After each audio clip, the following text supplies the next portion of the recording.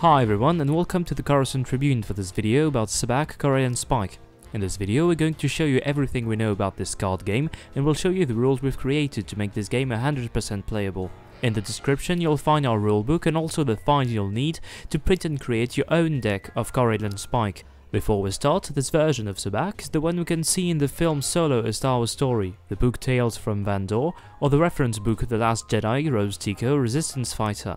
For those who already know about classic Sabacc that we can see both in Legends and in canon, you'll find some similarities in the gameplay, but Corellian Spike still has important differences. So, the deck is made of 62 cards. There are 30 green positive cards that consist of 3 series of cards from 1 to 10 with different symbols: circle, square and triangle. We have the same number of red negative cards, which means also 30 red cards. Finally, there are 2 cards with a value of 0, which are called Silop, an old word in ancient Corellian that means idiot. This deck is quite different compared to classic Sabacc. In this version, the Sabacc deck is made of 76 cards, 60 cards from 1 to 15 in 4 series: staves, sabers, flasks and coins, and 8 special cards. In Corellian Spike you have to be the closest to 0 as possible and have the best hand. Like in classic Sabacc, players can lose their hands at each turn because spiked dice can alter the course of the game.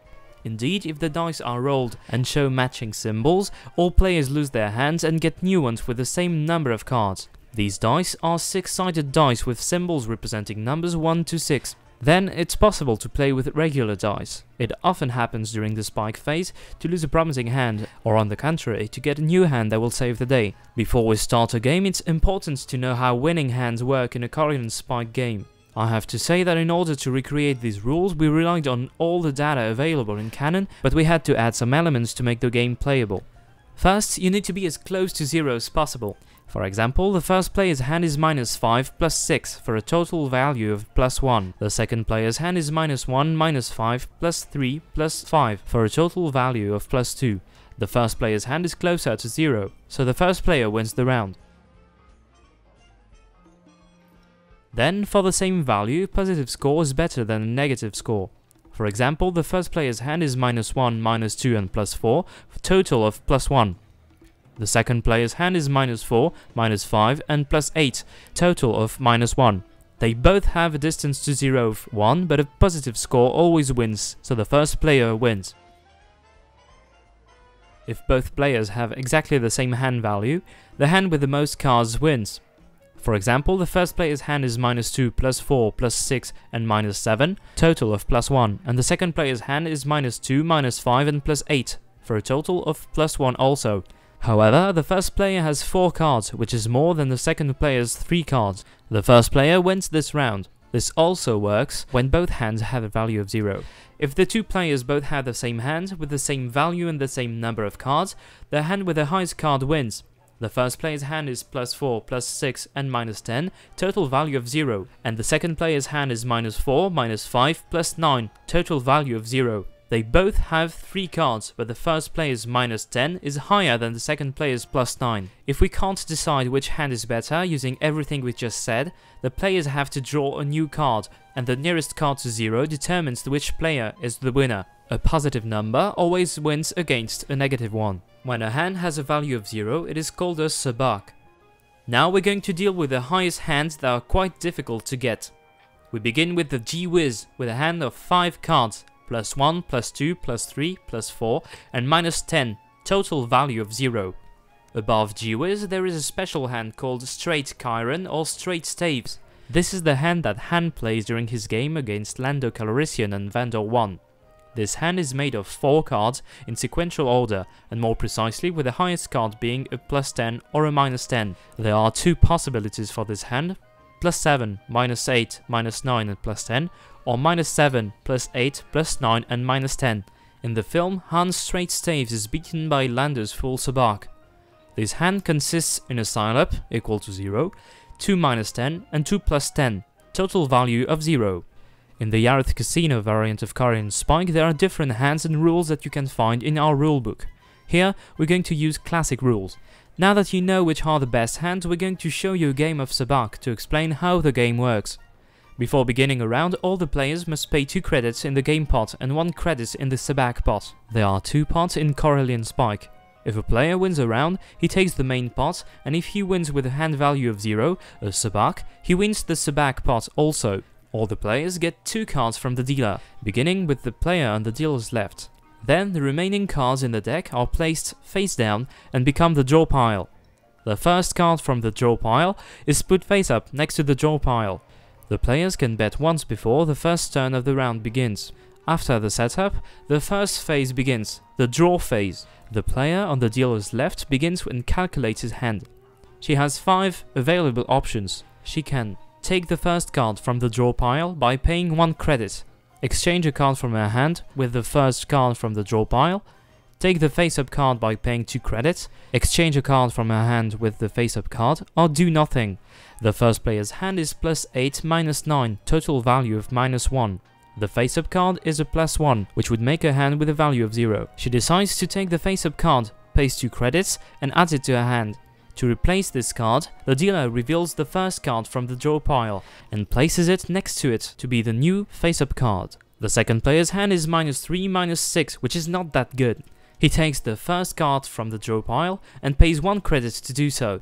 He's not that lucky because that's a -8. The third player's hand has a total value of 0 with -6 and +6, so he decides to do nothing.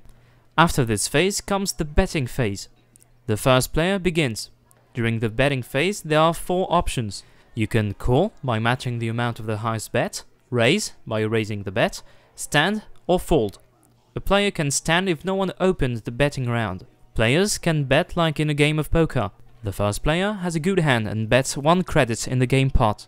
The second player calls at 1 credit. The third player raises at 2 credits. The first and second players call at 2 credits, and then the betting phase comes to a close. After this phase comes the spike phase. The dealer, in that case the third player, rolls the dice. The symbols don't match, so all the players can keep their hands. A second turn begins with the first player. She decides to do nothing. The second player exchanges his -8 with a new card from the draw pile and discards his former card. He gets a +10, giving his hand a total value of +1. The third player does nothing as well. Now it's the betting phase. The first player decides to bet 1 credit, called by the second player. The third player raises at 5 credits. The first 2 players call at 5 credits. The second spike phase begins and the dealer rolls the dice. The symbols match. All the players must remember the number of cards, discard their hands on the discard pile, and the dealer gives each player new cards, matching the number of cards from their former hands. Both players 1 and 2 get 3 new cards, and the third player gets 2 new cards. The first player's hand is quite weak, +2, +3 and +4. The second player's hand is 0, -1 and -8. The third player's hand is -3 and +3. The third and last turn begins. Player 1 decides to take a new card from the draw pile and pays 1 credit to do so. She gets a -9, which gives her hand a total value of 0 in 4 cards. The second player wants to exchange his -9 with the first card from the draw pile, and he gets a +9, giving his hand a total value of +1 in 3 cards. The third player has a hand value of 0 in 2 cards, and he does nothing. This is the last betting phase of the round. The first player bets 4 credits. The second player calls. The third player has a good feeling about this and decides to raise at 20 credits. The first player decides to call, but the second player falls. Finally, the dice are rolled in the last spike phase. Hopefully for the first player, the symbols don't match and both players can keep their hands.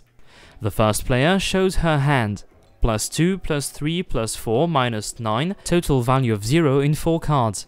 The third player reveals his hand. +3, -3, total value of 0.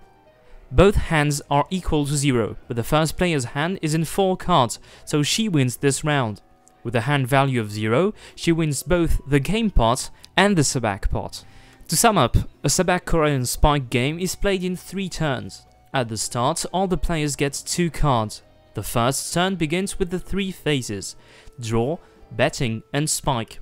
The next 2 turns have the same 3 phases, and at the end of the third turn, the player who has the best hand wins the round.